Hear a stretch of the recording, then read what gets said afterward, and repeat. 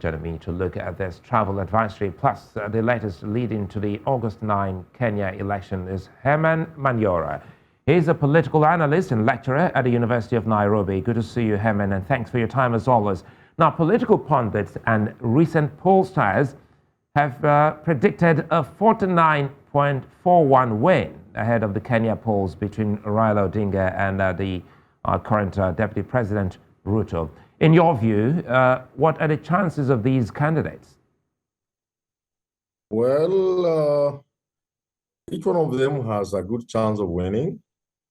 The polls put Raila ahead, the latest by a clear 8 or so percentage points, just about to hit the 50% mark that is required by the Constitution. So if the polls are anything to go by, then it will be Raila to win the election.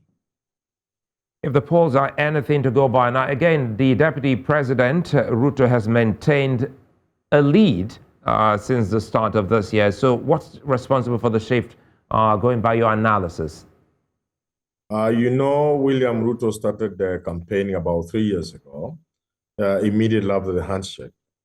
Raila Odinga was tied down by his commitment to the BBI, which was an attempt at changing the constitution, which then was told by the courts, the judiciary.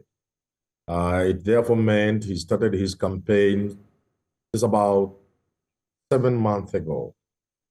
So the guy with the lead, of course, was William Ruto.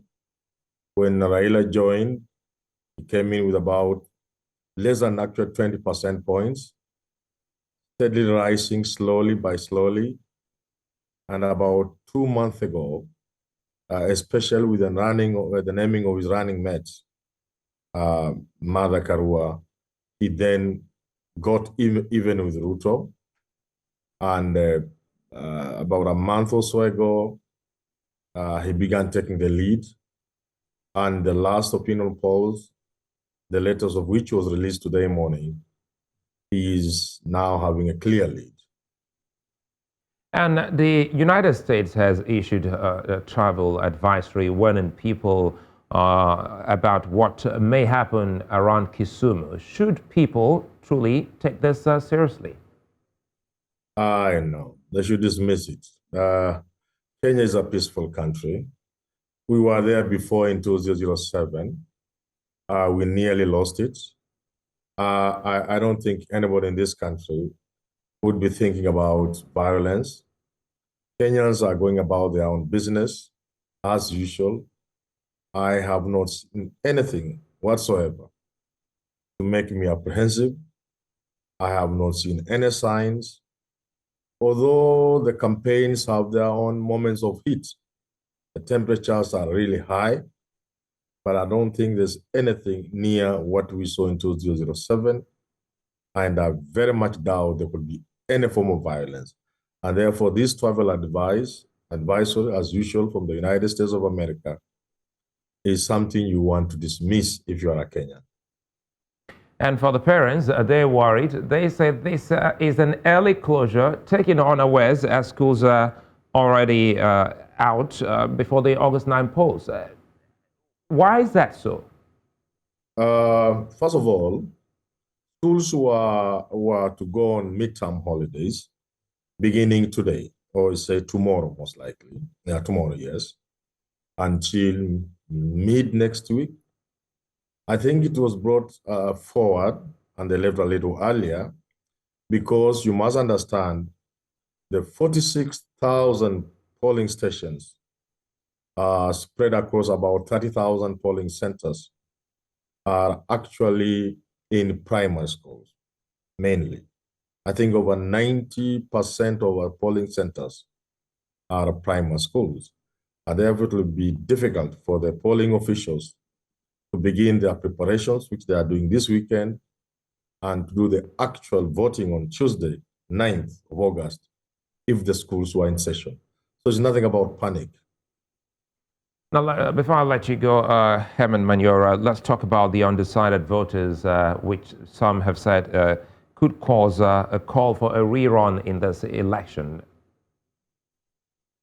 Well, for some to talk about a rerun, they will be imagining that there are more than two candidates, because any number divided by two would at the very worst give you 50.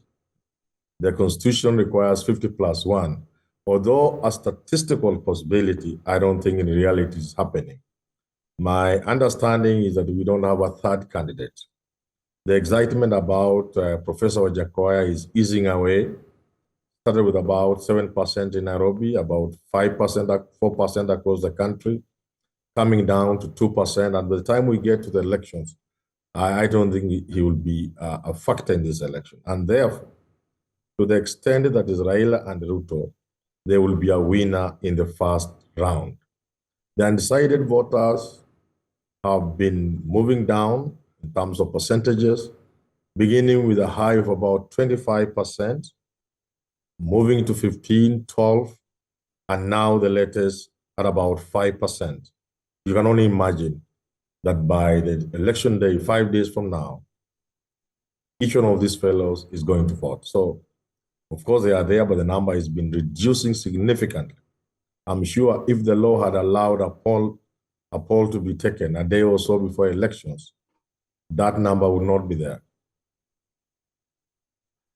Herman Manyora, many thanks for speaking with us. Political Analyst and Lecturer at University of Nairobi on the Kenya August 9 elections.